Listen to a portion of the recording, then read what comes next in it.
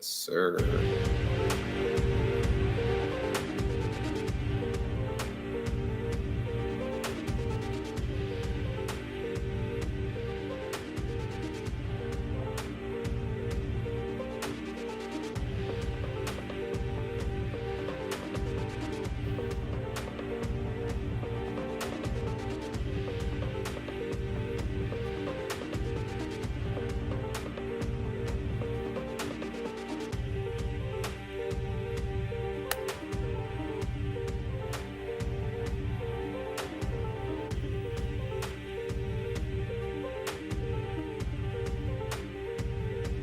Hey, bro, go ahead, hit the soundboard.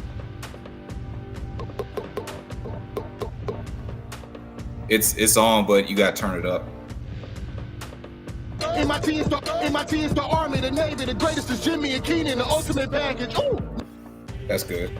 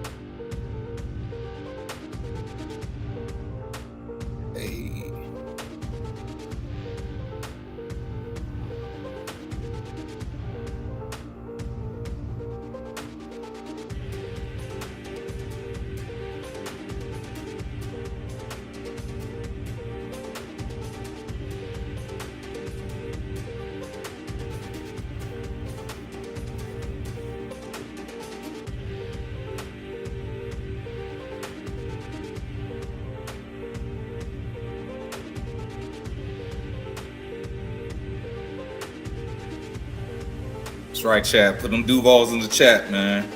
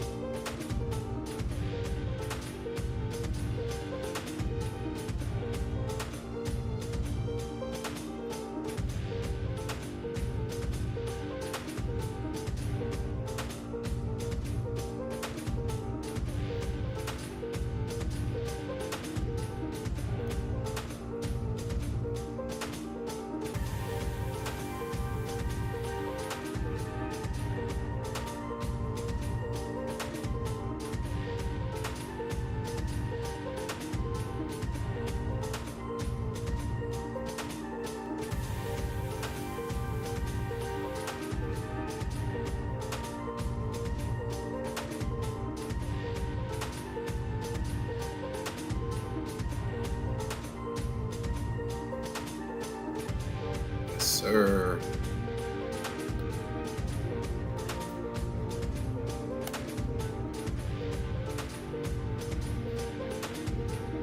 You know what time it is.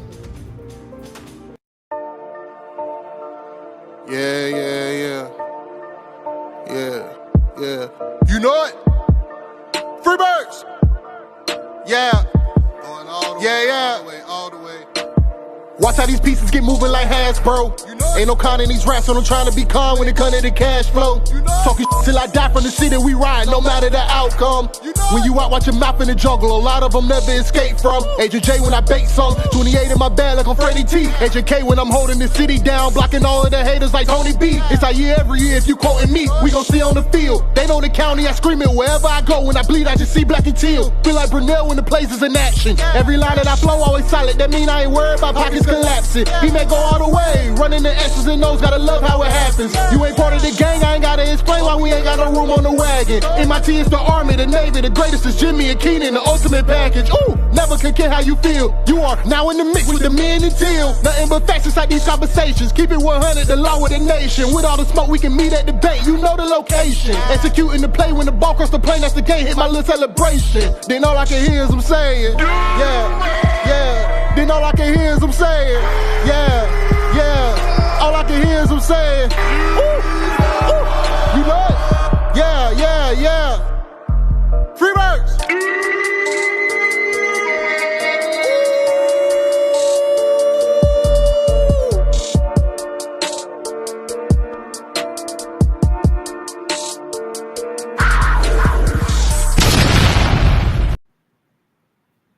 Oh no. Welcome to the Men and Tail Podcast. I am your host, Agent J, and as always, I'm rocking with J to the I to the M-B-O. Oh, and You are now in the mix with the men and teal. better believe it. Jay. J.I.M.B.O. Hey, Jay, I don't know if anybody told you this, but football back, baby. Yeah, man. Huh? See something. We about to see something. Bruh, we get to see something tonight. That's what I'm talking about. Let's go. Little Chargers, little Lions action tonight. Hall of Fame game. Let's go, bro. How you feeling? How you doing? Hey, bro, can't complain, bro. It's minute till Thursday, like you say. Football's back. Get to talk some Jags today. Yes, sir. Yes, sir. We got a great show, man. Appreciate everybody in the chat. Yo, who we got? Big Jalen in the chat. Let's go. Let's go, Devin, as always. All right, bruh. I didn't know you had to have that. What? That's right. Jalen put the Duval in the chat. Robert, as always. Bro, we might play an Anchor Fencing Deck commercial. Got Jalen in the house, man. But shout out to everybody in the chat, man. Everybody tuning in. Everybody, hey, listen, man. You already know we keep it real. We keep it teal. And tonight, we're going to end the rival series. We got a very, very, very special guest, man. And he's going to be here to represent the Colts. So we got a real good show, dog. Oh, not the Colts. The Colts, bro. The Colts, bro. You got to. We got the hater Titans out the way. We got those pesky Texans out the way. Now we got to get them AR-15s out the way, man. Got to get the AR-15. The Blue Horses. Yo, without further ado, man, let's clap it up for the co-host of the Sick Anvil show. I'm sorry, the Sick Podcast Anvil show. CJ, the Colts fan. What's up? How you doing, brother? Hey, I'm good, man. How y'all feeling today? Man, we feeling good, bro. We feeling good. Thank you so much for joining us. Yeah, always looking to talk ball. I don't see why not. So yeah, we got. And by the way, Jay, I'm gonna need you to. We gonna start this off right. It's AR-5. We ain't doing the AR-15. Okay, that was back in Florida. That's back when he was in Yahweh. So we ain't gonna do that. Look, that's when he played more than 4 games. Hey, whoa. Listen, he has 15. He has 15. All right. That's something, ain't it? No, we gonna get to that though. Yeah, I get it. 100%. So CJ, man, again, thank you for being here. So, man, just tell the people about yourself. You know, tell them about the Sick Podcast, Anvil show. Yeah, absolutely. So, I'm the co-host. It's me, but my boy Pat, my boy Clyde. we've just been doing this. They've actually had this pre-existing for a few years now, but I came in beginning of last football season, coming over from Horseshoe Mob Podcast. And yeah, so from there, we go live on Tuesdays, 7:15 or 7:15 Eastern, 6:15 Central. So we just get on there, we talk Colts. They actually were just out of training camp, and I should be going out there. If not this Saturday, I should be out there next Sunday. Just going ahead and just covering training camp out there. So yeah, it's just like we like talking ball, we like talking Colts. So at the end of the day, it's just like it makes sense for us. So it's a great situation to be in. Okay. But you also used to do AFC South fan battle, right? You still do that? Yeah, so I still am with AFC South fan battle, but not necessarily like on the podcast side. It's just more so just like for the group, because they have the AFC South fan battle group on Facebook. They also have the page on Twitter. And yeah, definitely go follow them. But yeah, it's just like it's a different thing now, but also it's just like I still, like I said, still support Briggsy with the Texans, and like I said, everybody that was involved with that, that's how I got my start with podcasting.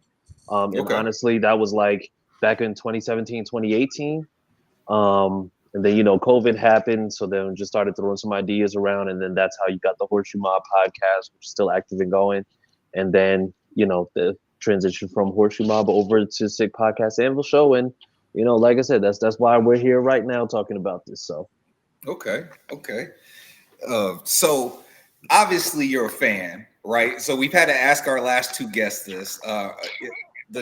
Mike Patton, who does Turn the AFC South. Yeah, that's my guy. Yep. Yeah. He's actually a 49ers fan. Definitely thought he was a Titans fan.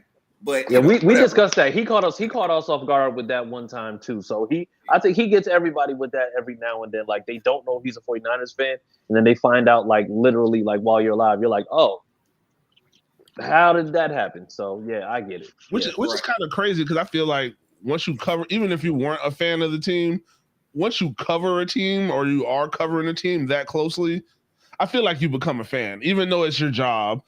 Mm-hmm. But it's like you're paying attention to the same thing that the fan, that the even like a diehard team fan is paying attention to. You're paying attention to the same things. You know all the ins and outs. You know more ins and outs. So it's like yeah, you're a 49ers fan, but you got blue color lenses on too. Yeah. But he does. Go ahead. I'm sorry, CJ. Go ahead. I was just gonna say I get that, but you know what? It's crazy because there's a lot of like the reporters, like the writers, like I think Pat Storm, I think he would cover the Texans, and I think he still does a lot of Texans related media. He's a Patriots fan. Yeah. And it's just like I think sometimes like it's good to have media that is not a fan of the team, and it's because of the fact that they can give you a 100% unbiased opinion. Mm-hmm. Whereas with some people, it's just like it's tougher for them to separate the fandom from the actual ball knowledge behind what needs to be done. Oh well, yeah, it's the old case of facts versus feelings. Exactly. And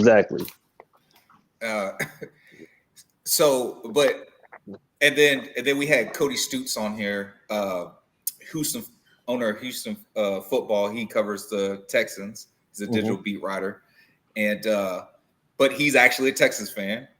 Said he'd been doing it for like 10 years. So I personally, and I feel you. I never even thought of it like that. So I feel you. I feel what you said just then. But I always feel like the best people to talk to, especially about a team, is a ball knower that's also a fan of who he's talking about. Right? Yeah, absolutely. Because at the end of the day, for me, I know. Again, like there's people that talk, because obviously I think we know there's a difference between ball knowers and people who just try to talk ball. Yeah. Right? So I'm saying like actual ball knowers that are a fan of the team, and that's the team that they talk about, because you're not gonna miss nothing. Yeah. You see your team for every minutia, for every minute detail that team is, right? And I just feel like yeah, people can say like you got on, whatever your team color is, glasses. But at the end of the day, I think when you're just giving it straight, and because you have that love and that passion, it's like in real life when you care about somebody, like if you truly care about it, you'll tell them how it is. Yeah. You know what I'm saying? Yeah. Because not sparing their feelings, if not sparing them their feelings will allow them to be better, then that's how you show that you really love and care about them, right? So that's why I feel the way I feel about that. But I think it's cool that you're a fan, bro, and I know you go kill this segment, man. So since you're a fan, I need to know, what about the Colts season got you excited right now? So right now, I think I'm looking at pretty much. I'm looking on the offensive and defensive side. So defensively, it's a new defensive coordinator. I will not mince words. I hated Gus Bradley as defensive coordinator because he had a prototype for the type of corner that he wanted. And he was a guy that, like, I already didn't really like Gus Bradley like that. But then when he said, you have to earn the right to rush the passer. And I'm like, you're not going to tell me that you have to earn the right to rush the passer when you got DeForest Buckner in the middle of your line. Because you literally went out and we got DeForest Buckner so that you would rush the passer and so that you do it. And so it was a lot of the four-man fronts where you're not disguising coverage. He had times where he would switch things up. And then if it worked, for some reason, he went back to what didn't work with just doing just like a regular, a cover 3 shell defense, believing that he was going to channel the inner Legion of Boom again from 2013. And it didn't work. It didn't work. And I know that you guys are familiar with it because you had Gus Bradley as a coach. That's why I'm laughing. That's why I'm laughing about it. I was about to say, and that's the thing. I see it's the same thing I've talked about with different people, not necessarily Gus Bradley, but it's one of those dual edge. It's a dual edged sword with him for me, because you know what the defense can be if it is executed properly, if you are getting the right talent into his style of defense. But if you aren't getting specific, like if you're not getting a Jalen Ramsey, it's like it looks different. The defense looks different. If you don't have a Richard Sherman out there, it looks different. And I know the Colts have some decent corners, but your front seven is where you're going to get. That, to me, that's where most of the damage is going to come from. Especially, you say y'all went out and got old boy that got Zaire. Like that's to me what I'm most really worried about as an opponent twice a year. I'm not really worried about the back end. I want to see, can y'all stop DeForest Buckner, and can y'all keep Zaire off of my running back?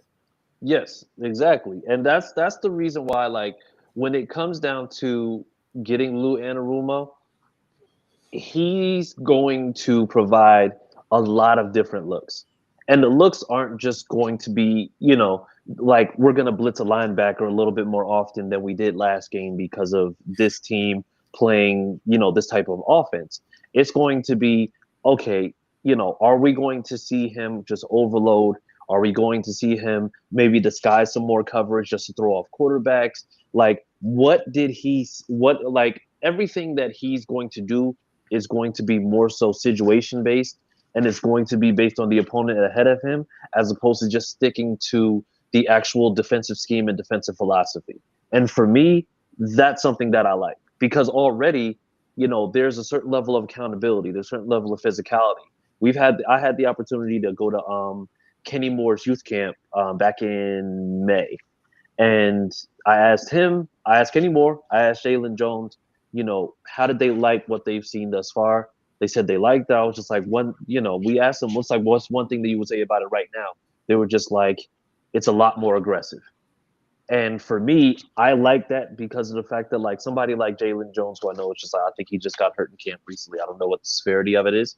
But, for somebody like him, he's like 6'2", 6'3" corner. He's a guy who can press. He's a guy who can, keep up with a lot of the wide receivers. Of course, you have your Tyreek Hills and whatnot. But he's somebody who can keep up with a lot of those guys. And, having him confined to just only playing off zone, you're doing him a disservice. Whereas now you'll be able to actually just go ahead and put him in some press situations where if you put him in press situations and then you have a 5-6 man front where you're going to be blitzing or disguising coverage up that, like, I think that's going to do dividends for this defense. So, I mean, I'm excited about that defensively.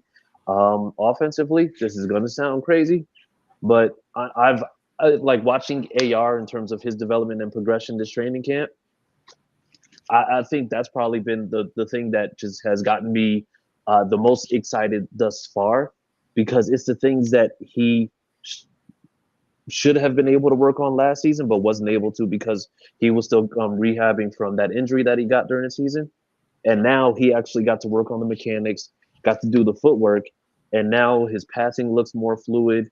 I mean, his stance, like the way that he's moving, the way that he's throwing, he looks light years better than he did going into last season.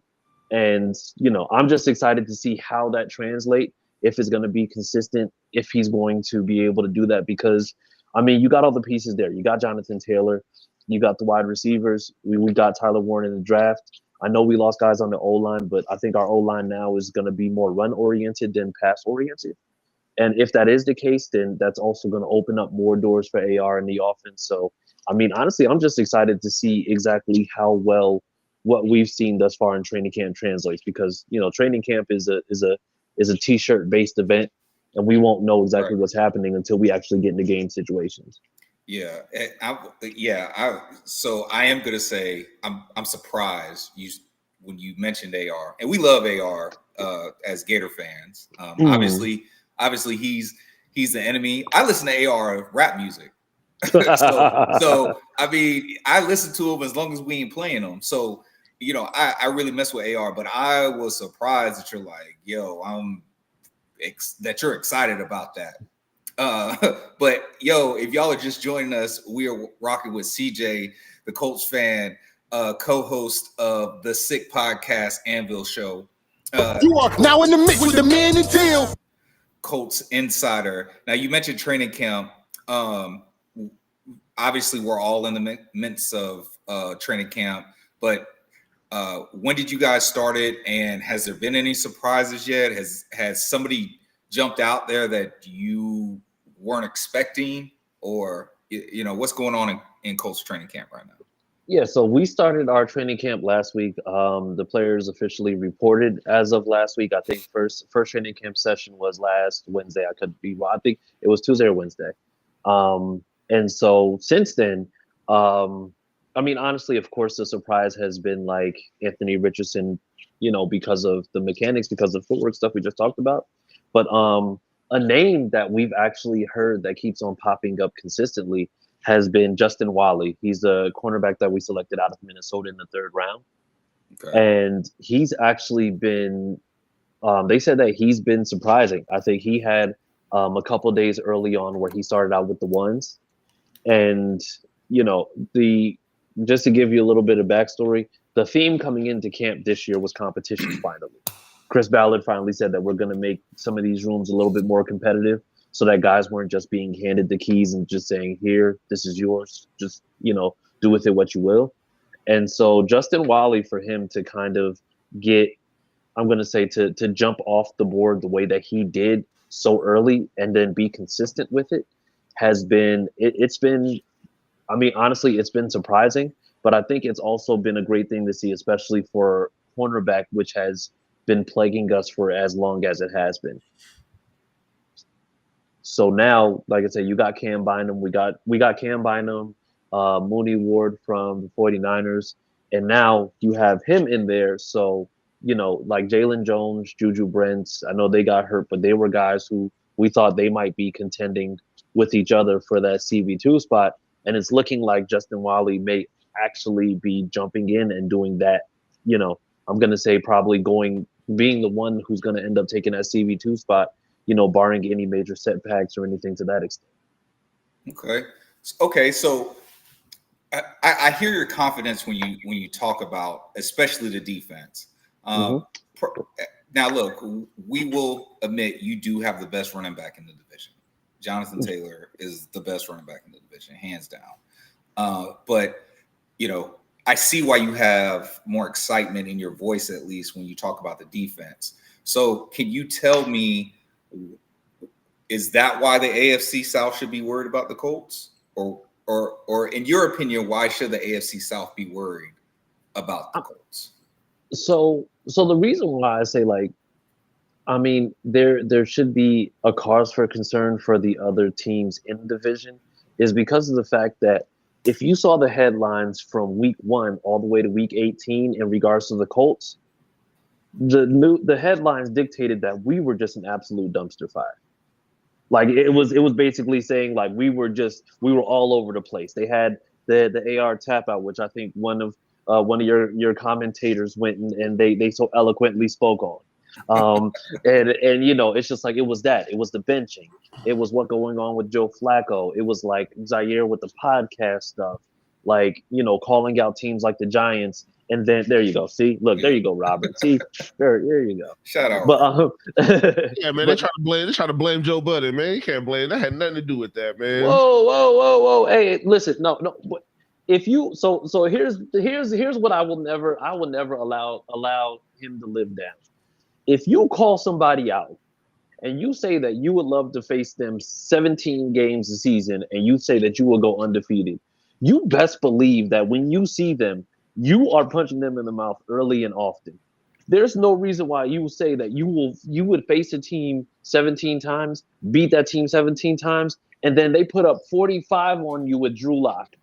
There's no reason why that should ever be a thing, because it's just like you painted a big target on everybody's back, and then when they're sitting there getting shot, you're just like, oh, I don't know why that happened. Like, there's no way. He says good things about Trevor on his podcast, so I don't know, man. I don't see Trevor. I don't see any of the bad, man. Yeah, listen. I was very, very pissed off after that. And I used to listen. Honestly, every couple of weeks, definitely after every Jaguar game, especially a home game for us. I gotta listen to it because I want to hear how they feel about not being able to win in Jacksonville, and they don't have speed. They don't know either. We don't know. I just hope it keeps happening. I don't know. Yeah, I don't know because I don't know what it is. Is it the humidity? Like it's just like what is it like? Let's take advantage of our weather. No, it doesn't matter. It doesn't matter if it's in August. It doesn't matter if it's or September. It doesn't matter if it's in December. We don't play them damn near on Christmas and went crazy at home. Like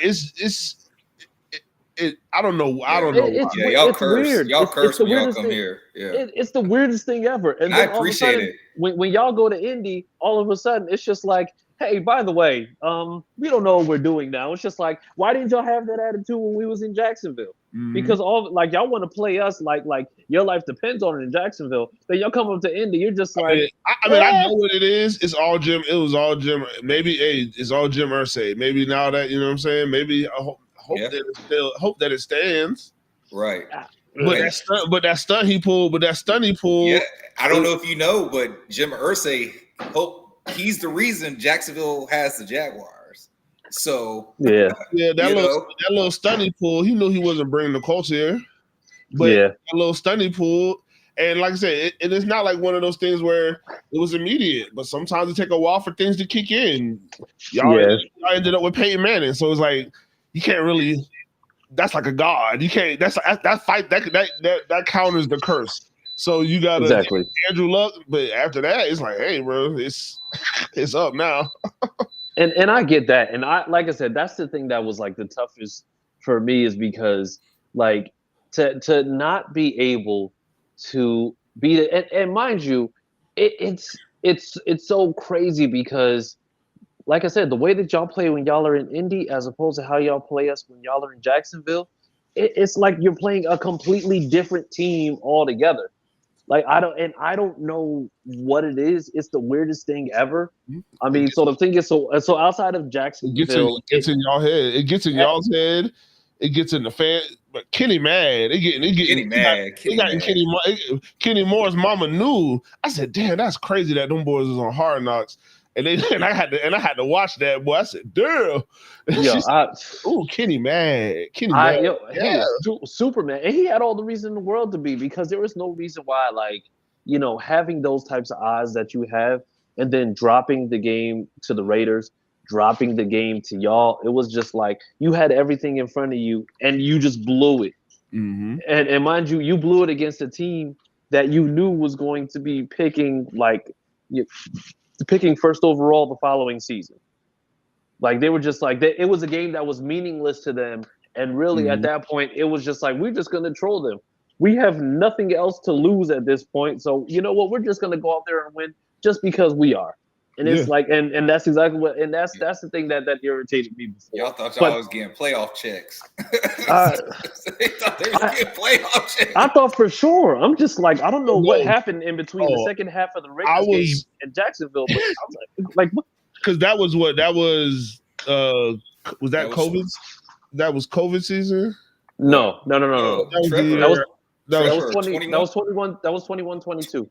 Marvin Jones in the back of the end zone. Yep. I just remember. I want to say.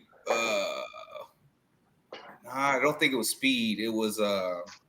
No, Rodney Thomas. I think it was. Yeah, it had him dead to rights, bro, and Trevor just leaned back and tossed it up. Marvin Jones in the back of the end zone, dog. I just remember going on Instagram after the game.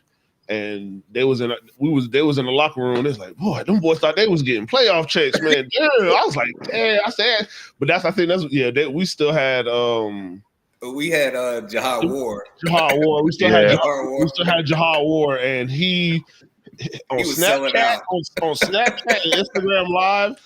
That's a great follow, because he be behind the scenes. I'd be like, oh my God, they're hanging out. But yeah, that's it. Oh my God, yeah, they're going crazy. But yeah, I don't understand it either. Like I said, I hope it continues. So, but I think now it's just like looking at where the team is. I don't think that it's necessarily. It's not the same kind of turmoil. And I'm gonna say it's just like, I'm not just crediting it to this, but I think this kind of plays a role. It's like, the passing of Jim Irsay, them, like the team being handed down to the daughters. They're going to come in with a different type of mindset, different type of philosophy. Mm-hmm. And for them, it's not going to be like Jim Irsay, where you knew that there was a little bit more emotion. There's a little bit more like feeling involved, as opposed to the daughters, where they're just like, listen, like, winning is the standard that we are making sure that we set. And our goal is to be the best. And so, the way that it was before with Chris Ballard, it's just like, he could preach to the whole development, give these guys 2-3 years to get to where they need to be, and so on and so forth. But now it's just like with Carly Ursay Gordon and Kaylin and Casey, like, they're not going to be as forgiving. And this is just my thought process. They're not going to be as forgiving when it comes down to losing, because like I said, if this season for us ends up being like a 5-12 season, which I don't believe it is, it's going to be, if it ends up being a 5-12 season, I think you clean house. Like, you make sure that you get everybody out. You get a coaching staff that's going to be able to utilize who's here. Can I tell you something? Yeah. Can I tell you something? Carly gonna be your head coach, man. If y'all go 5-12, Carly's gonna be y'all head coach. She's already down on the sideline with a headset on. Yo. Hey. Yo, but that's the crazy thing with her, is that, like, she's down there just kind of in prep. Like, I don't think anybody really knows, but she's been working within the organization, not necessarily like to the level that she was this past season, but she's been working within the organization since 2007.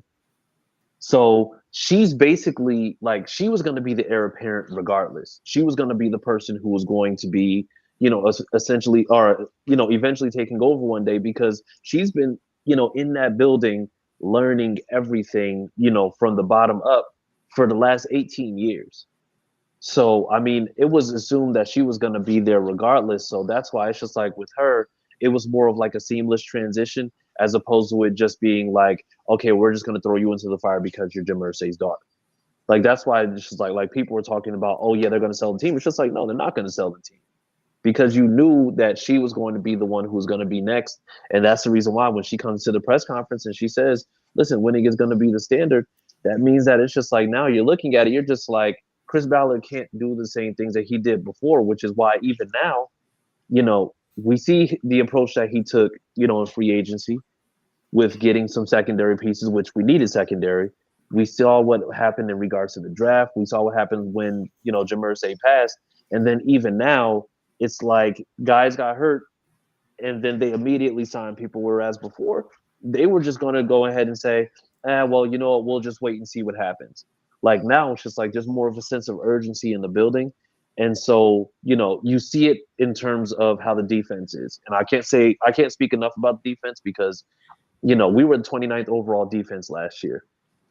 But the crazy thing is, with all the passing woes that we had, we were the 13th overall offense for the whole entire season. And that's just because the rushing attack was what it needed to be.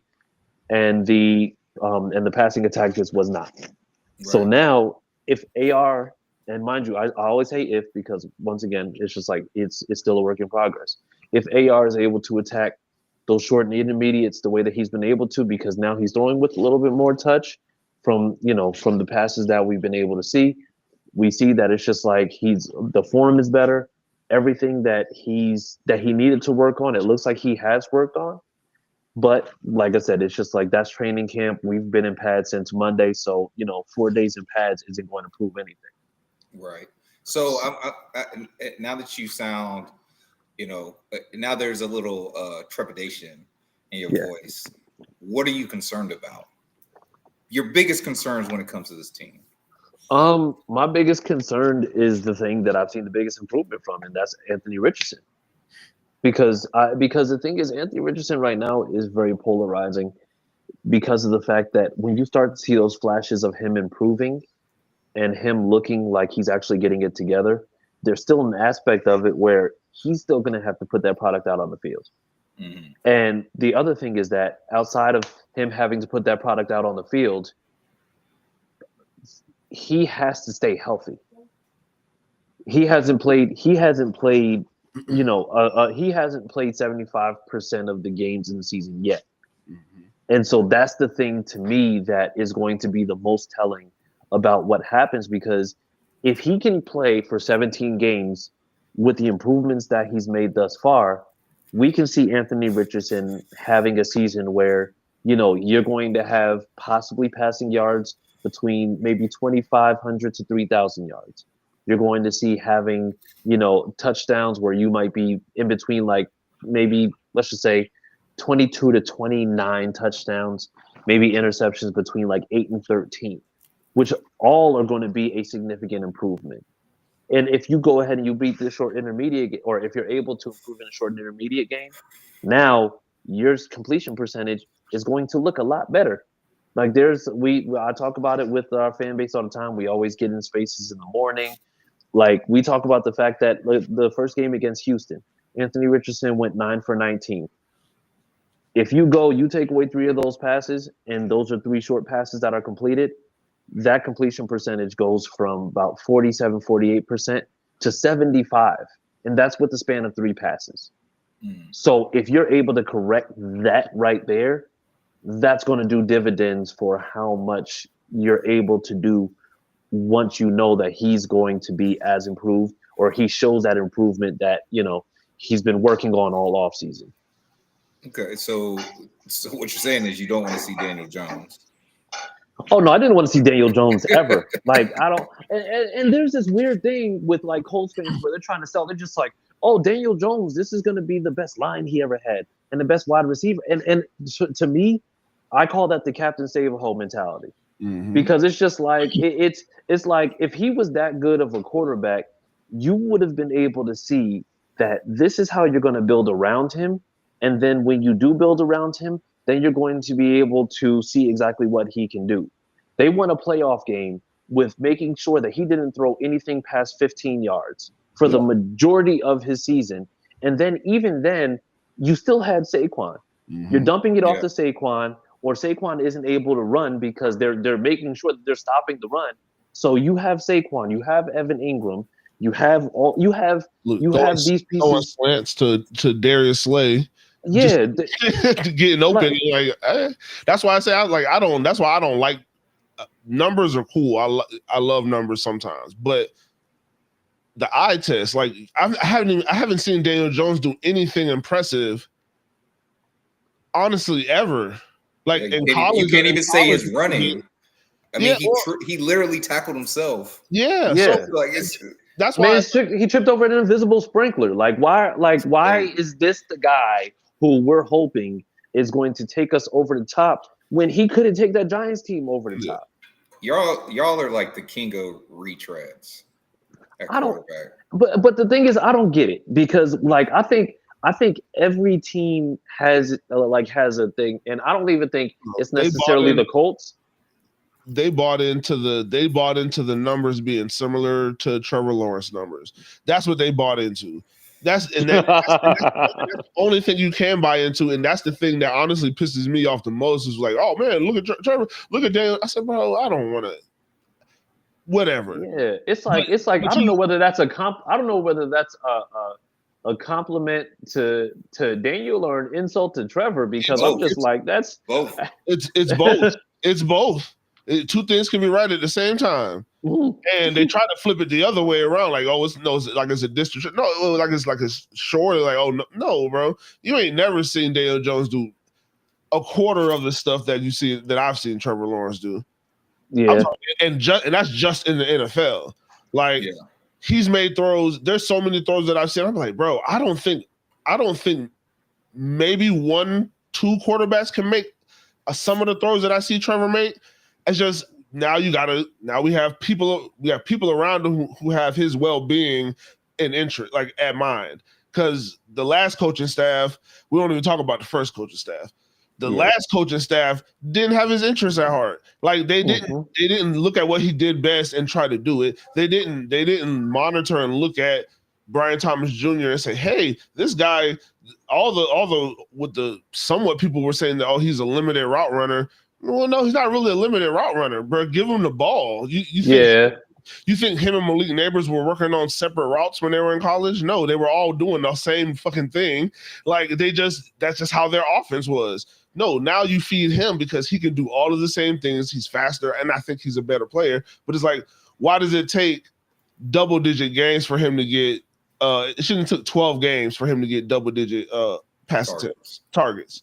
Yeah. So it's just like, it was just ineptitude all the way around. And it's like, okay, I see why your numbers, yes, you haven't been playing the best, but at the same time, you ain't never looked like Daniel Jones. Yeah. But but I think the other thing that Trevor didn't have going for him is the fact that he had that generational brand on him that he literally wasn't able to just come in and then just be the number one overall pick and be the guy who, you'd be able to have come along and everything. Like, he literally had that generational tag. And because of the fact that he was generational, and I know that there was a good portion of your fan base that was also, running that generational tag, they were just like, nope, that's a generational QB. That's who he is. And then, when he's not doing well, then it's just like, oh, so basically it looked like to some people, they're just like, oh, we got hit with fool's gold. So it became one opposite to one extreme to the opposite extreme, right, because of the fact that he wasn't delivering to get started when he really didn't have a fair shake to just go ahead and actually just try to get, some of those bad habits, try to have like some of those kinks worked out for him. They expected him to take, some people just feel like, because my thing is even the word generational. I mean, as a lifelong Jaguars fan, I've been in Jacksonville longer than the team. It's been about a generation since the team's been good. Or it's really been a generation since the team's won back-to-back 9-win seasons. So I mean, to me, sometimes words matter. I mean, to me, that's pretty generational. It's been piss poor, and I don't want to just be like, oh, cheering for mediocrity. It's 9 wins. We play 17 games now. That's it's middle of the way. But A lot of teams can't get 9 wins, and I've seen this team not get 9 wins for a lot of years. So, like you said, when you add in, to me, I don't pressure, and it's like I said, I just don't think he was pushed. I just don't think he was pushed the right way. Like, that's the thing. You have to have somebody to come and push your quarterback, and if it's not the players around them, which it probably won't be because you're the most talented quarterback there. That's the coach's job, it's the head coach's job to figure out what makes this guy tick, not fit him into, oh, I've been doing this thing, I know how it is, I've done this for a million years. That's not how you handle that kind of quarterback. You figure out all the things he does well, all the things he doesn't do well. You try to fix the things that he doesn't do well, but if you can't fix it, you eliminate it because there's no point of doing some shit that he doesn't do well. And I think, and I know that's exactly what this coaching staff is doing. And I'm assuming that's what I'm assuming that's what you're saying that the coaching staff should be doing for Anthony Richardson. It's just like eliminate the things that doesn't. But we also at the same time we need to be able to figure out how we can get him enough time so he can load up and hit Michael Pittman or whoever down the sideline for 65 yards, because if he throws it, he still might hit the screen in there. Like we got to be able to find a way to use his rocket arm and keep him safe. And I think the issue becomes, that this guy has like a laser, rocket arm, like what you have with him, but you have to resist the urge to overutilize it, because then when you're trying to just frequently go deep and trying to go ahead, and mind you, that's what they look for with AR. I know it's just like with you guys, but you being Florida fans, we saw that there was a lot of instances where teams played a little bit further back when it came to defense, and then they were just basically daring him just be like, yo, just throw it short. And then that ended up being him just going and taking off for runs or just doing some of that other stuff, where for me, developing that short game, developing a lot of those slants, developing that 5, 10, 15 yard game, like down or down low, throwing to the flats, throwing wheel routes, Texas, like throwing all these routes that for a fact don't require you to overutilize that arm, but being able to establish that short game, now you're catching defenses off guard all day. Because now all those teams that were cheating back by sending all their guys back, they're going to have to come up a little bit. Because once you go and you get that first down, second first down, third first down, you're getting 8 yards, you're getting 7 yards. Like, you're getting all these extra yards per clip. Now they got to come up. Now you can't just go and just throw everybody back and then just rush 4 and then, that's going to be it. You're going to really have to, I'm going to say, design a game plan where you're trying to neutralize him, and then also potentially neutralize Jonathan Taylor. Because to me, I feel like this offense needs to be a little bit more run-centric, because that run is going to make sure that we do 2 things that we haven't done. It's going to be control time of possession and get a lot of those chunk yards so that you can open up a lot of that RPO game, open up a lot of that gadget game that we generally were not using before, where even, doing something like having the frequent motions, even Wildcat to a certain extent. Like, you can try that and let that be the case, knowing what you have at quarterback, because then if you establish that short game, teams are going to have to go ahead. They're either going to have to play you deep or they're going to have to play you close. And I know this is a terrible example, but I'll even say this. The Eagles in the Super Bowl, and I'm not saying that this is a Super Bowl, I'm not saying anything like that, just use that as an example. The Eagles ran their way to the Super Bowl. But we also knew that they were able to pass. They know what you have with A.J. Brown. They know what you have with Devontae Smith. The Eagles basically said, Chiefs defense, you're either going to stop the run and let us pass, or you're going to stop the pass and let us run. You won't be able to do both. And what did the Chiefs do? The Chiefs chose to stop the run, and then that opened up for the pass. Yeah. And that's the way that that to me is what the offense has the capability of becoming, if they actually go and, decide that they're going to use Jonathan Taylor the way that he should be used, and that's as the elite running back that that he's always been and that he's capable of being. So Yeah, you got to feed them. I mean, I don't want to just say it, but you have to give those kind of guys. You got to give them 25. I don't care how you do it, but you got to get 25 touches. If you're the best player on the team, and you got to ride it till the wheels fall off. Mm-hmm. That's exactly what the Eagles did. If you can't run the ball at any given time, what's the use? Exactly. 100%.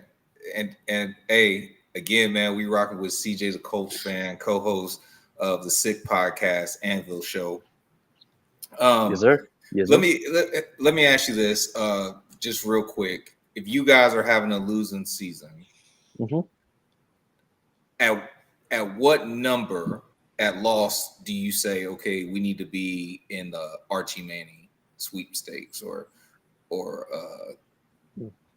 Lesnead, or you know what I'm saying? Like just any other quarter. Lenoris, I'm sorry, I think is his name.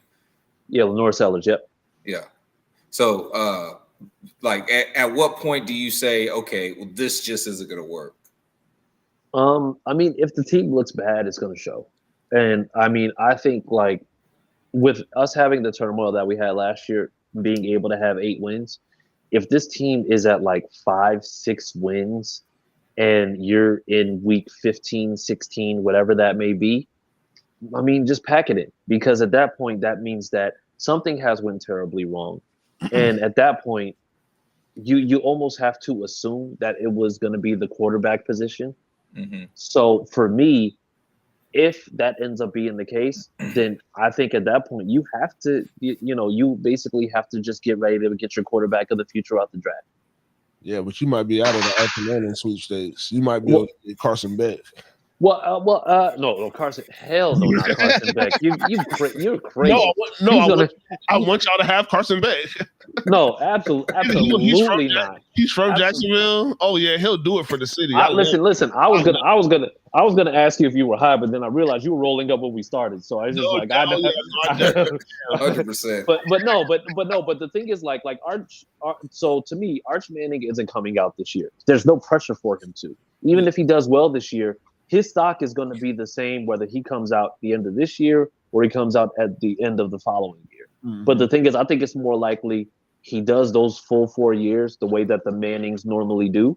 Mm-hmm. And, you get like your Lenore Sellers, perhaps your Fernando Mendoza from IU, Nussmeier, like all those guys. Like I think that's going to be the class that's going to be coming out with Arch, coming out 2027.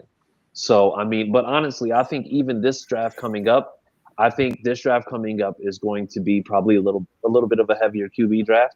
That's what happens when you don't generally have a good QB class the year before. Mm-hmm. As you see, it's just like, you had I'm going to say you had Cam Ward and then Jackson Dart, Tyler Shuck. And I think this QB class was abysmal. I think Cam Ward might be decent, but I mean, even then we'll see. Man, but Ryan Williams comes out in 2027.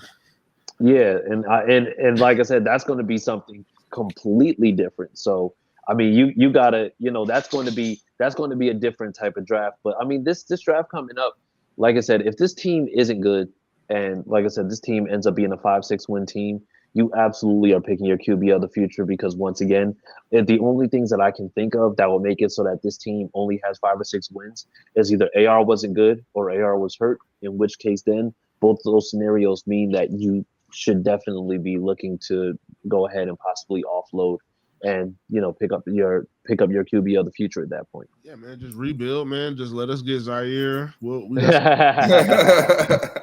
And the crazy thing is, and I've said this, and guys haven't liked when I said this, but I don't even think it would be a matter of like a full rebuild or anything. I think it would be more so like a retooling, like a restructure to a certain extent, because you have a lot of good pieces here. This isn't like when the Texans had to get CJ Stroud and they had basically just been doing horrible for 2 years.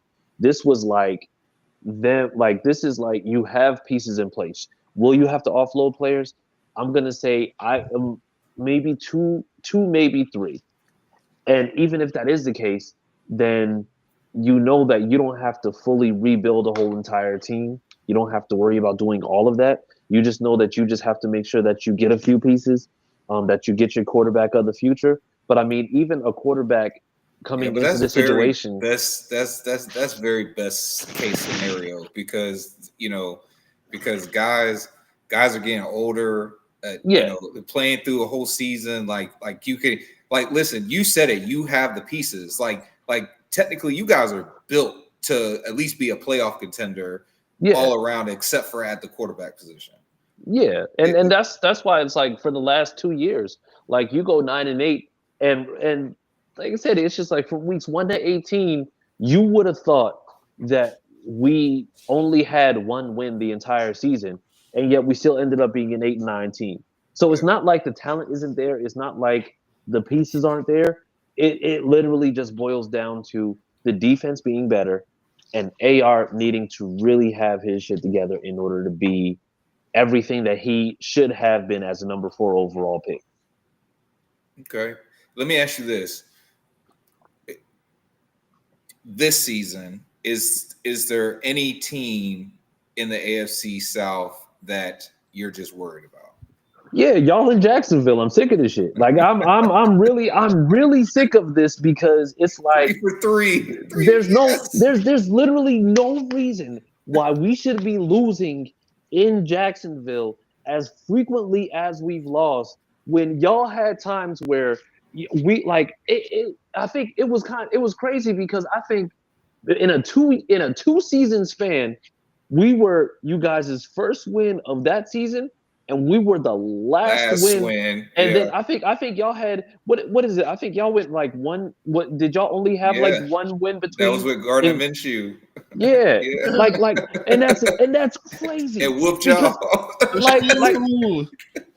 It's I don't get it. The shoe whooped the shoe. That's crazy. I never put that together. I didn't either. And when you say it, it sounds even more awful. Like I didn't get how that could happen. But honestly, I'm gonna say this as honestly as possible. Jacksonville now has another coach. So I think with Trevor, it's just like seeing how he responds to that adjustment, having a new head coach, new offensive coordinator. Because Trevor, in that time, I think this is his third head coach. I think it's his third offensive coordinator. I think it might be. Was it his third? Yeah. Yeah, and then also, once again, the weapons don't look the same as they did the year before. You have Brian Thomas Jr. and ATN, and I think those are the only two that came back, I believe. Well, yeah, and Tank Bigsby and Brent Bigsby, Parker Washington. Yeah. And so, the offense, we added a couple pieces, but I mean, and like I said, just using people for what they're good at. Yeah, and like I said, so I think with y'all, it's just like playing y'all in Jacksonville. But to me, and like I said, Texans fans, they can feel how they want to feel about this statement. But for them to have won the division 2 years in a row, I don't see them as this, this unstoppable force that they would make you believe that they are. Right. I don't see them in that light because I feel like for the Titans to be picking first overall, for you guys to be picking, I think what was it? Your original pick was like 6th overall, right? Yeah, we had the 5th overall. Fifth pick. For us to have the turmoil that we had last year, for them to only be squeaking by in these game series by 5 points and 6 points, I don't truly believe that team is as good as they're made out to be, especially when you can't get more than 10 wins in a season. Like you went 10-7 2 years in a row in a division that was just absolutely like it wasn't good. So for me, it's just like I'm not worried about the Titans because to me it's just like I'm not worried about them at all. Cam Ward, I think he's gonna be in for a shock.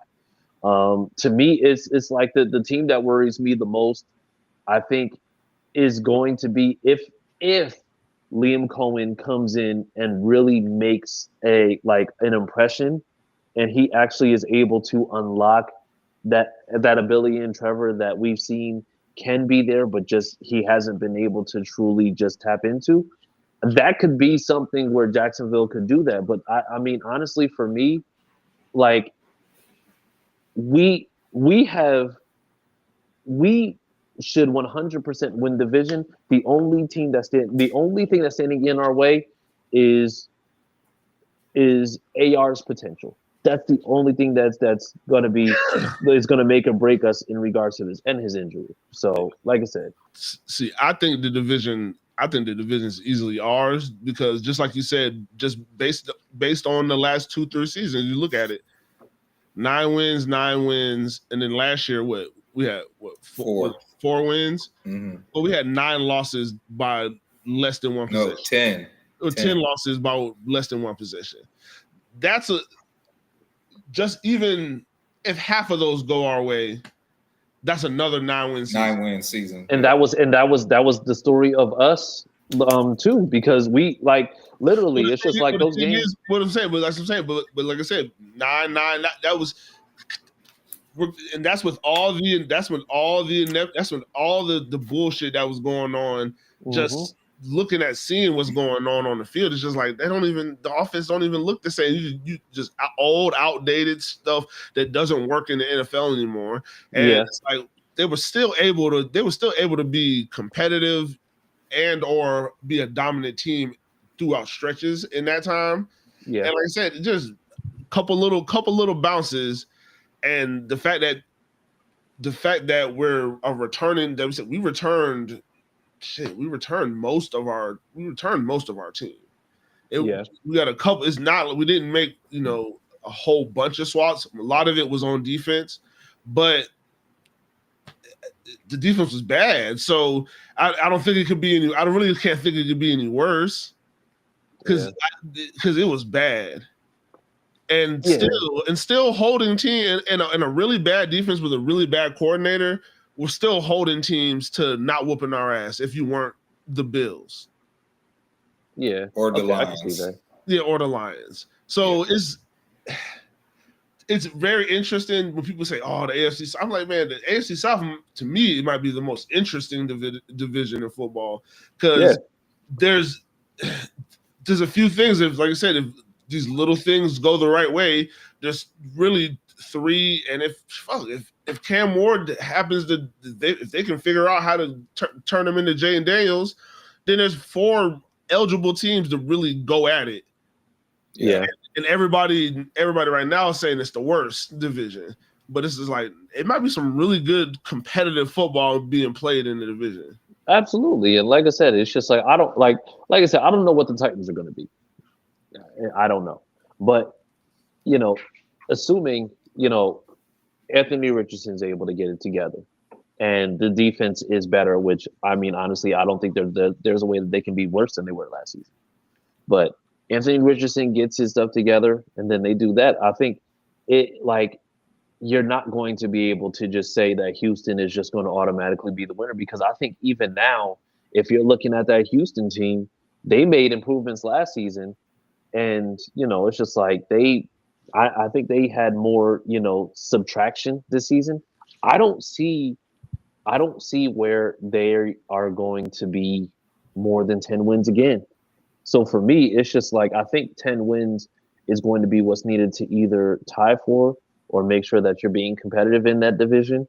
But honestly, it's just like our division, it's going to be a gauntlet for us because, like I said, if Liam Cohen is able to have Trevor do what he needs to do, then there's a chance that he's going to be every bit of the Trevor that you were hoping that he was going to be, or at least close to it.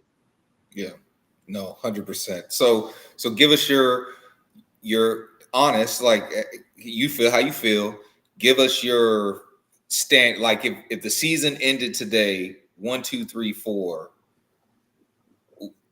who's at number 1? Ooh. Who got the 10 wins? I wish you would have asked me this like at the end of August, because then I would have had more to go off of. Now because of the question that you're asking me, anything that I give that has the Colts, anywhere over it, if it's over 9 wins, I'm gonna sound like a homer, which is crazy because it's just like everybody knows that I ain't a homer. So if I'm going 4, 3, 2, 1. Okay, starting at 4. Starting at 4, well, definitely Tennessee. Tennessee, okay. Definitely Tennessee. I don't see it with Tennessee. This is crazy. Just based off of you're gonna make me look like a homer. You know what? I'm gonna do it like this. I'm gonna go Titans 4. Do it. Texans, Jags, Colts. Dude, hey, I love how you put. Hey, I was like, bro, please put the Texans in. You are now in the mix with the man and Teal. Listen, because you know what is crazy, because we're still so early in camp and there's still so many things. It's just like, who's going to come out of camp the healthiest is also going to be a big thing. To me, if I'm just going according to what I believe, it could be the case.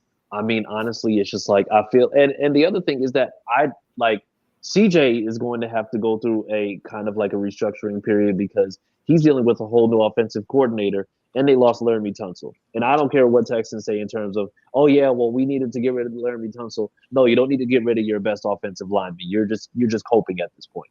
So I mean, I don't want to hear that. Like, that's crazy. So I mean, like I said, it's going to be an interesting division. But like I said, we'll definitely be talking more about this at the end of camp. So yeah. No, listen, hey man, listen, because like you said, there is good on your team. There is winnable on your team. There's just one or two factors that are going to determine whether you're going to be that good team or looking for your next, your future franchise. So, and I think, and we agree with you, like that's the same thing with us, everything. And we feel like, I think we all agree, even the Texans included, that just Tennessee, all you really have is the hope that this is the quarterback. You don't have the line, you really don't have the talent. Matter of fact, they just released Traylon Burks. Yep. Yeah. So, he couldn't stay healthy. He couldn't do anything. It's just, they're just bad. They got a bunch of retread receivers. Their situation is just bad. And like, it would really take a oh my God, I can't believe it miracle for them to come out and just start punching people in the mouth. Yeah, I believe. So, well, we know that Tennessee is where wide receivers go to retire. So it used to be Jacksonville. That's true. Yeah. So I'm glad they changed destinations. Okay, so you're saying the Colts win the division, and Vegas has the Colts over under 7.5. All right, I think that's fair. And like I said, because like I said, I know it sounds like a homer, but from what I'm seeing, you're taking the over though, right? I'm taking the over. Yeah. Okay, so what's your over? So for me, I feel like like I said, like fully healthy, everything works out the way it's supposed to. I mean, I'm giving it maybe 10-11. I'm giving it 10-11 because, like I said, I still feel like to a certain extent, 10 wins could win this division, but I just don't feel like it's going to be one of those things where, because of how the division is, like, we have to play the Texans late, and I think we play you guys late as well. Yes. I think down the stretch, yeah. Yes. So I mean, we got division games at the end of the season where that's normally where JT gets hot. That's normally where we have to see exactly, what the team looks like at that point. Or at that point, it's just like, if guys have been injured, that's where, they'll be coming back. So, I mean, it's going to be interesting to see. We're just going to have to just really just see exactly what's going to happen with it. So, I don't know. Either way, I'm just excited to have football back. So, for sure. And listen, your answer is the same as the Texans' answer, and it's the same as our answer. It's 10 wins is that sweet spot. We think. Oh, yeah. I mean, you can get away with 9. Just the Jaguars showed you can get away with 9 wins, but but 10 is like almost guaranteed, right? So bro, this was awesome, man. I really appreciate you coming on. Yo, tell the people where they can find you. If you got anything coming up, what's going on, man? Yeah, absolutely. And once again, thank you guys for having me. Like I said, it's always fun, talking ball and everything around it. So definitely do appreciate y'all for that. But yeah, you can find me on Twitter. I'm gonna call it Twitter because Mama calls Twitter. You can find me at CJTheColtsFan on Twitter. You can find me on Facebook, Chris Bolts Beam and Jackson. If you have questions about the name, ask me on Facebook. Otherwise, I ain't telling you. And so other than that, you can find me Tuesdays on Sick Podcast Anvil Show, going live at 7:15 Eastern Standard Time, 6:15 Central. And then also, yeah, I'm gonna be on the TSS Fantasy Show. They're also doing like a summer kind of breakdown. So I'll be on there on Monday. I believe that's the 4th. 8 p.m. Eastern, 7 p.m. Central, and yeah. So outside of that, like I said, I'll be going to training camp either this Saturday or the following Sunday. So this way we can see just how consistent AR is. And from what I understand from the reports, AR is still pretty consistent because we had a night practice this evening. So they said that he's still looking good. So I'm cool.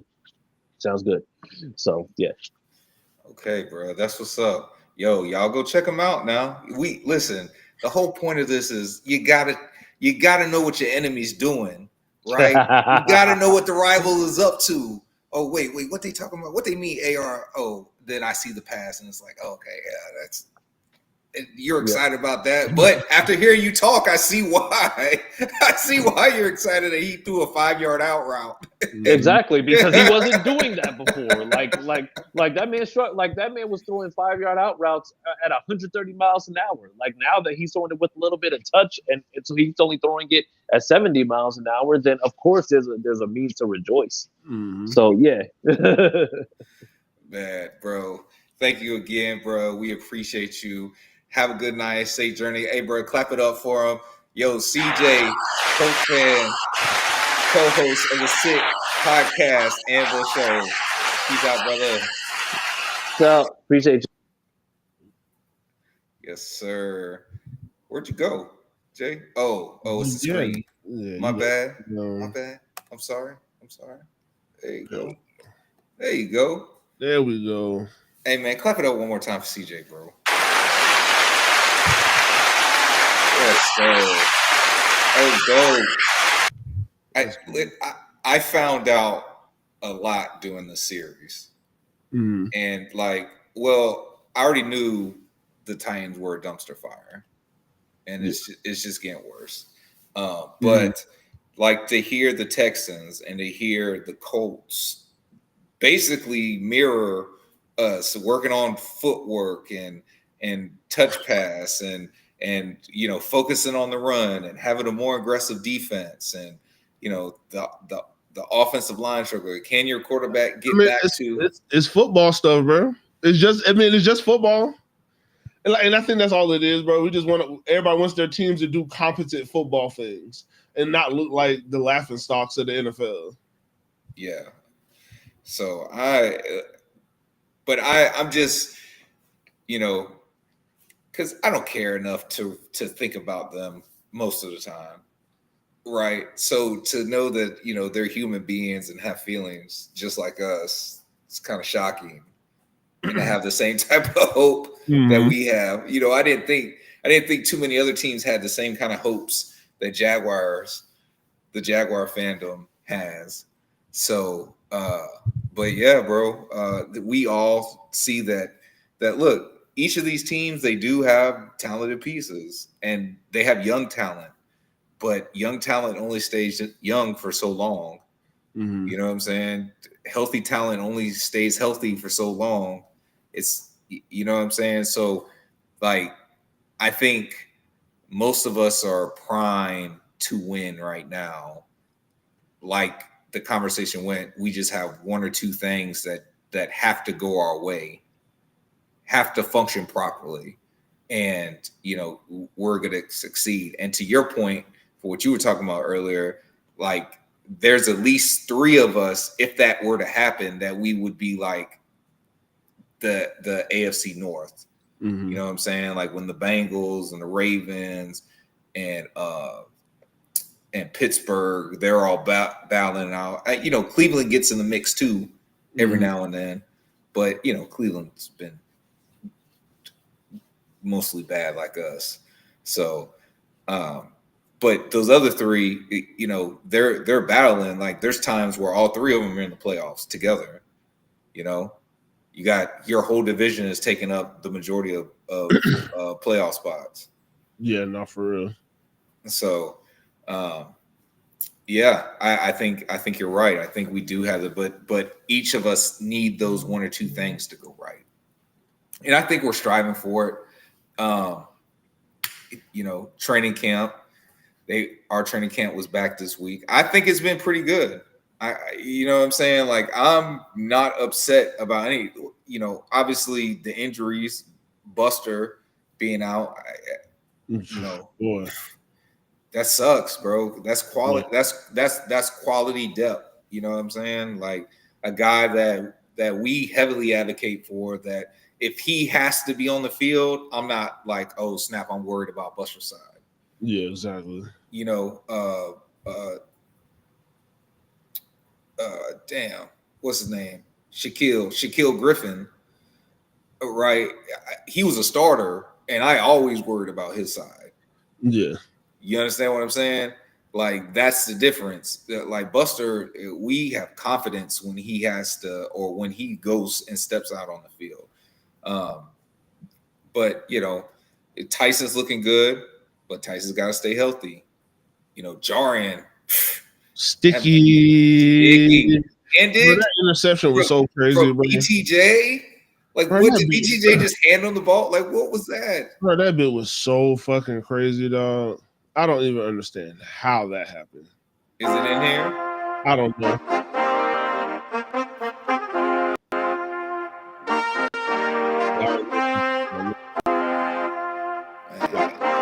Bro, them boys, that shit. Shout out everybody in the chat, bro. Yo, money is going crazy. Mm-hmm. Yes, sir, bro. Larion, I thought I saw you pop in. Yes, sir.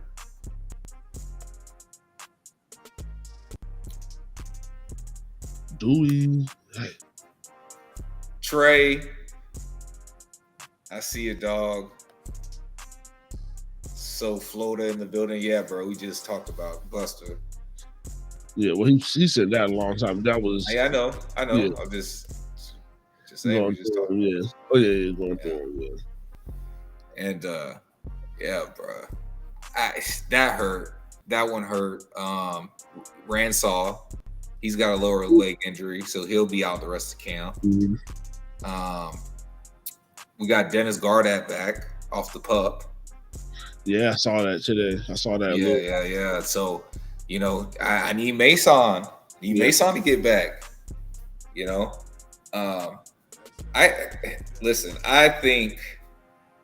I think Trevor has been having a damn good camp, dog. Like Trevor's like throwing the ball where it needs to be, and like our DBs are making plays. Like they're batting balls down and raking balls out. And they're, listen, if you've been to the training camp, so y'all been keeping up with training camp, like there's a heavy focus of get the ball on the ground. Like before, I've seen them do like rip out drills, right? But they're doing punch it. Like this is the first time I've ever seen the Jaguar team work on punch out drills of the football. And look, I know some people are like, well, the defense is winning more, by the training camp reports. Look, I'm not really even talking about that. I'm just talking about like Trevor Lawrence individually. Like Trevor Lawrence is putting the ball where it's supposed to be, and guys are either dropping it or our DBs are making plays, which is really, that's what you want them to do. Right? Exactly.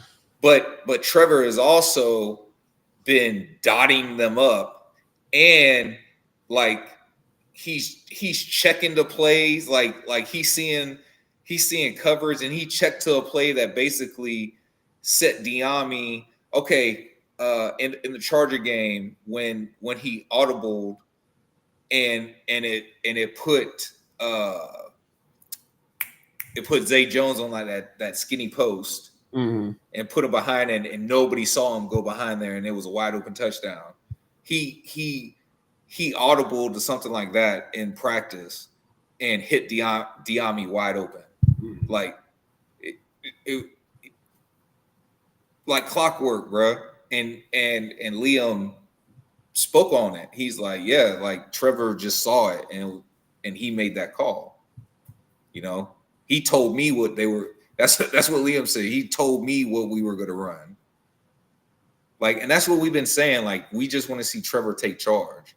So the fact that's what I'm hearing him do, and I'm seeing that, like, look, he's really seeing the field. I'm not saying like Trevor Lawrence is going to be perfect. I'm not saying that, you know what I'm saying, he's not going to get intercepted. I'm not going to say that he's not going to make a bad throw. What I'm saying is that it really seems like there hasn't been another camp where Trevor's come out, and if y'all are going to be honest, where Trevor's come out, and whether you've seen it for yourself or you read the reports, and there's always like the majority of camp, he does not look good. He's overthrowing people, he's underthrowing people, he's throwing interceptions. You know, he had like 3 interceptions one training camp. You know, as a matter of fact, it might have been last training camp. He had 3 interceptions, and everybody was like freaking out, right? So, like, the fact that he's not throwing picks, you know, like really his only pick was the ball got tipped at the line of scrimmage, and Chad Muma picked it off with the Q-tip because he's only got one hand.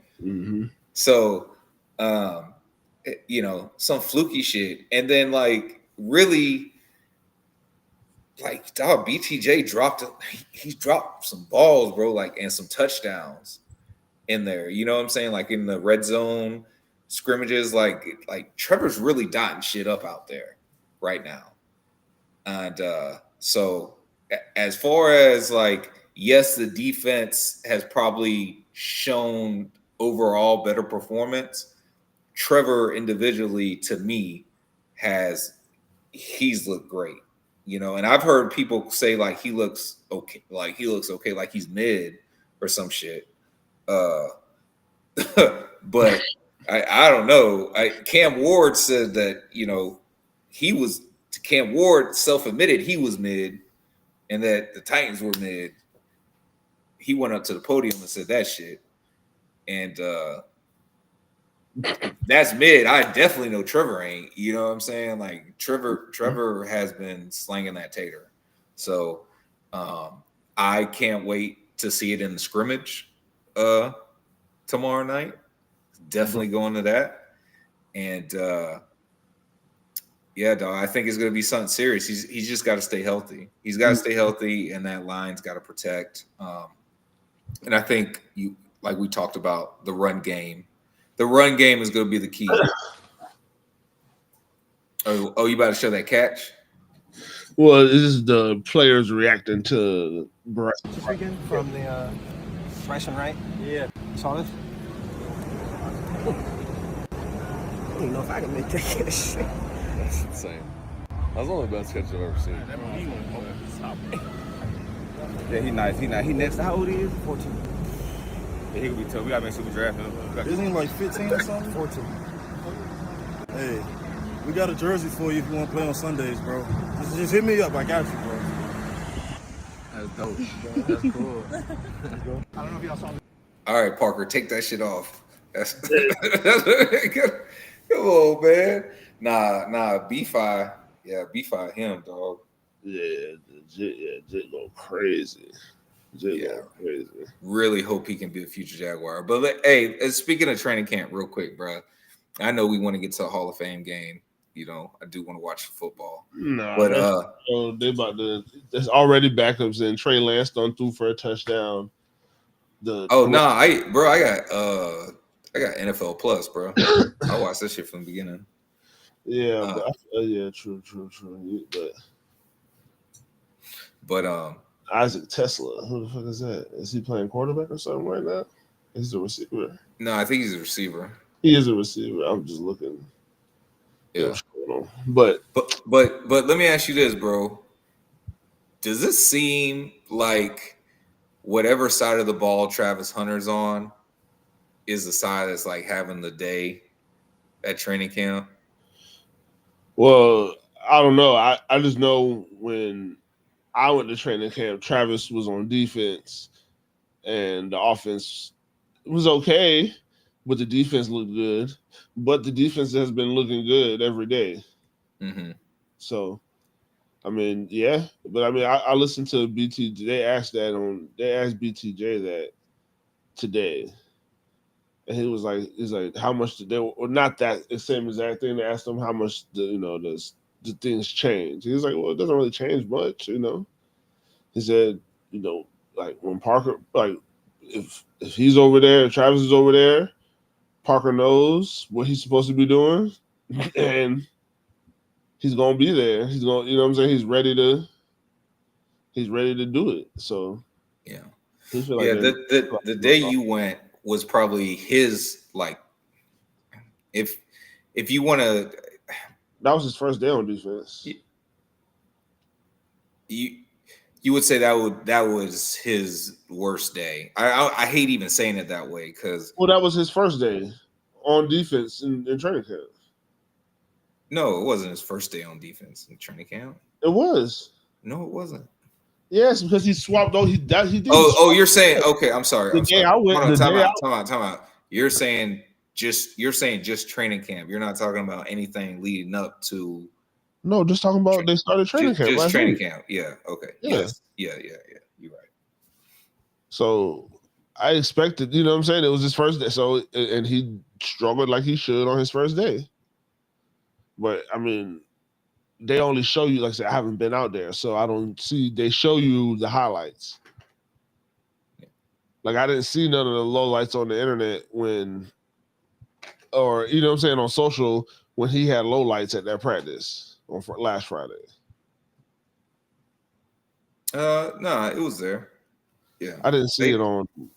Yeah, they reported it. I know they reported it, but I'm saying the good has outweighed the bad for him when it comes to absolutely that. But like I said, I didn't see no clips. I didn't see no clips of him getting shook in that zone coverage and not knowing which man to, you know what I'm saying, abandoning his zone and taking a man. Right. I didn't see a clip of that. We just saw it in person. Like when he dropped the ball in the beginning of rookie minicamp. Yeah. When he dropped the ball and people were like, oh, he's struggling to run routes and catch with his hands. Not a whole bunch of overreaction, which I'm happy about. That's what I'm saying, but that was season ticket member day and, the reporters, but it's practice, so you're not trying to look too much into it. Right.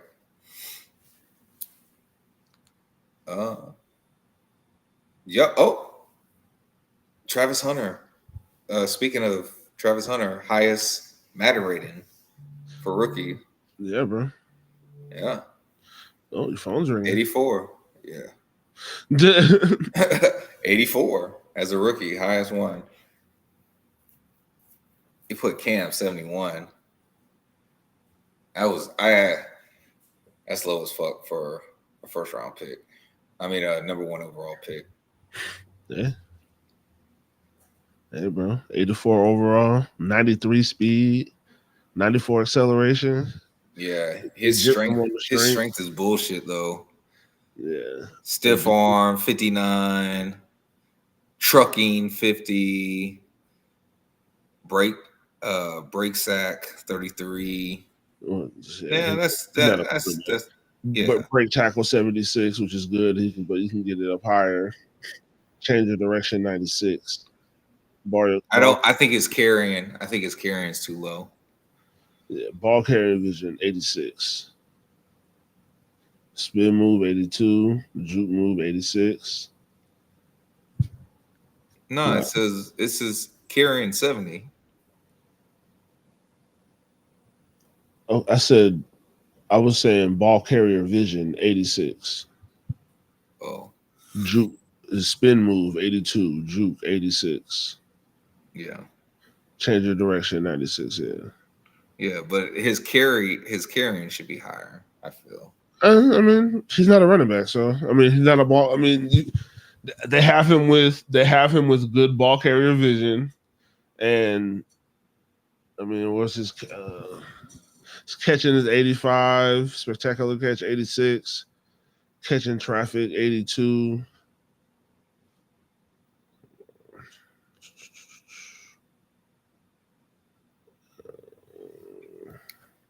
Do we need 2 extra tickets to the scrimmage? I mean, sure, you give them to us. I mean, we personally don't need extra tickets because we have tickets. But yes, we would accept extra tickets if you want to give them to us. Big Marcus in the building. Defense tackling 68. Oof. Pursuit 77, play recognition 76, man coverage 82, zone coverage 84. Okay. Hit power 71, press 90. Ooh. The rest of his receiving is catching traffic 82, short route running 84, medium route running 82, deep route running 83, release 80.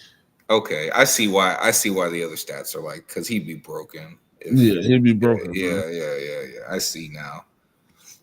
Okay. Kick return that's just 78. Kick return 78. That's just. Yeah, bro.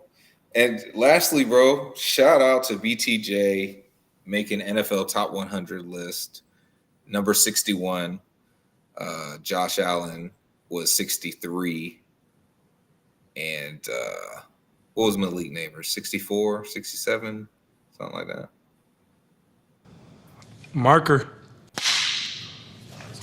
Hey. I've been doing this.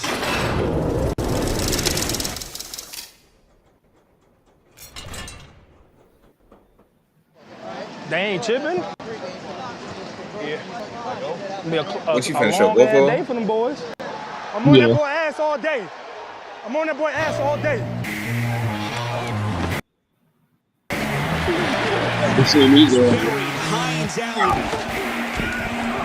Williams. You said what? Gets taken down by I haven't seen either of them. Shame on you. Bookends collapse, and he's brought down.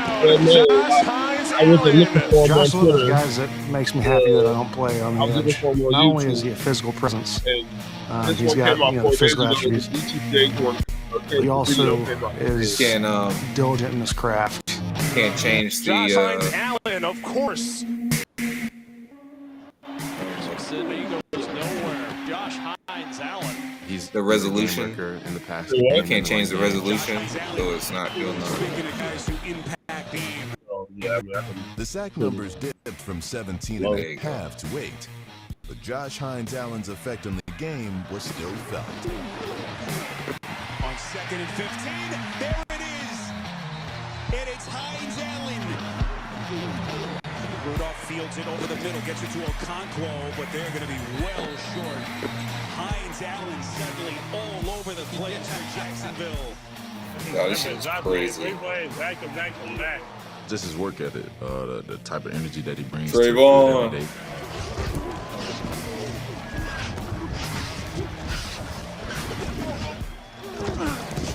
Try to rip. Oh, you lucky blow! They run a jet sweep to St. Brown, and that's a nice job by Josh Hines Allen. Read it the entire way. You go into a game as an offense, there's key players every week that you got to make sure you have a plan for. Josh is that guy for our defense. Hurts. Chased by Hines Allen, and Josh Hines Allen's able to trip him up.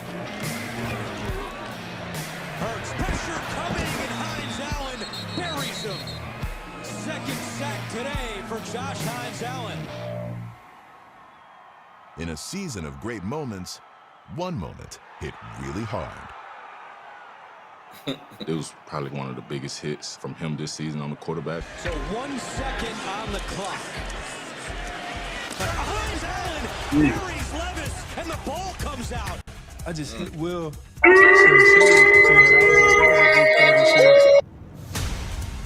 Josh Hines Allen just absolutely crushed Will Levis. Shoot, I kind of thought they was trying me for real quick. You know, the first rush I did, I just killed him on the cross chop. You know, the move I just hit him with, I just killed him with it in the red zone. You know, I saw the receivers go out wide, so I was like, are they about to throw the ball? And then I saw the back on the other side, and I'm like, oh, they must think I'm sorry. So I was a little angry. So I had to, you know, take a little frustration out. I killed his ass, bro. I killed his ass, bruh. That's crazy. Oh my gosh. Hold on, let me make sure. Another test for the Browns defense off play action. Lawrence. He traveled through it short. Thomas in stride. Oh no, that one was a front. Rookie Thomas down at the 6. That's how you run a post. You keep it, you throw it, and then you separate last second. Oh my. Oh my. He The put it in corner front was of him. there. And then he held him last second, he just went.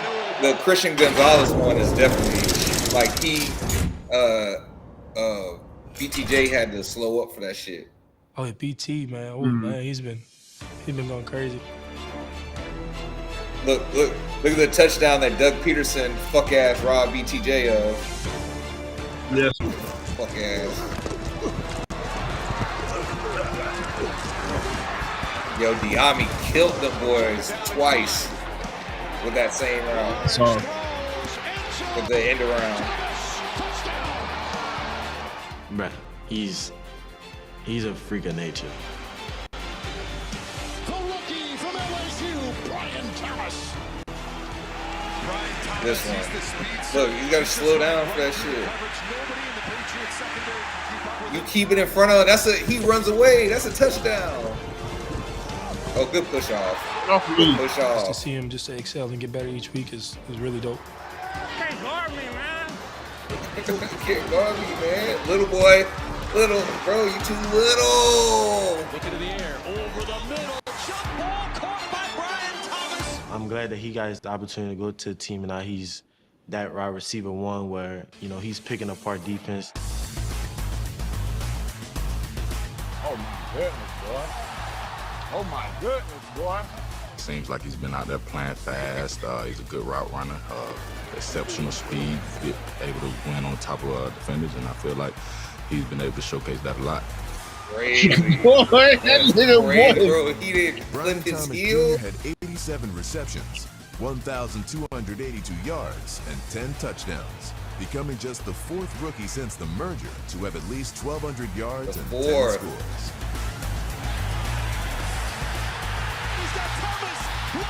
There's nothing there. There's nothing there. What are you dying for? Congratulations, boy. If you can make plays in the US Football League, it's hard enough to even play, but to make plays, big time plays, to beat people the way he's been beating people as a rookie, you know, when you think you're supposed to come in with all this expectation, all this, whatever, he just came in, erased the noise, and just That was such a good played throw. his game. The great rookie, Brian Thomas Jr. Everything that he did this season, like, it wasn't a surprise to me. Like, it was me just trying to keep up with him. Yeah, the Colts, bro. CJ talked about that shit. The Colts let your ass in there. You scored 3 touchdowns that game. You almost had like 200 yards. Mm-hmm. Oh man, bro. The Colts put you in. The Colts allowed him to close the gap between him and BTJ. And because he had like all those targets, like, bro, this isn't even supposed to be a conversation. It's not even supposed to be a conversation. Like, at least season-wise, BTJ was better than Malik Neighbors in the NFL Top 100. You know, at least they got that part right. I think he should have been a little bit lower or higher on the list, whatever, you know, a lower number. But he's there, and they recognize that, Yeah, bro, beggars can't be choosers, bro. It's all good. So, well, bro, that's all I got, man. Yeah. I ain't got nothing else either, there you bro. go, man. Listen, good show. Great show. Shout out to CJ the Colts fan, co-host of the Sick Podcast Anvil show. Came on here and he represented the hated Colts. Let me ask you this, bro. From fuck ass Colts. Let me ask you this, bro. Like, yes, sir. You're one of the Jags fans that it's really like the most hated is the Titans, right? Yeah, fuck them. Yeah. See, like Kenny, like K's weird. It's the Colts, and I know why. The whole Peyton Manning thing. Like, I get it. I get it. But at the same time, nothing should supersede the Titans. But there's a lot of Jaguar fans that like hate the Colts more than they hate the Titans. Yeah, because of Peyton Manning, which is like, bro, Peyton Manning was great, bro. And then like, they fell into Andrew Luck. Like, yeah, but I mean that didn't even last. But that Peyton Manning shit is like warranted. Yeah, but that shit is really warranted. You know what else is warranted? That is your host, Agent J, and y'all rocking with your boy J to the I to the M-B-O. And we are out of here.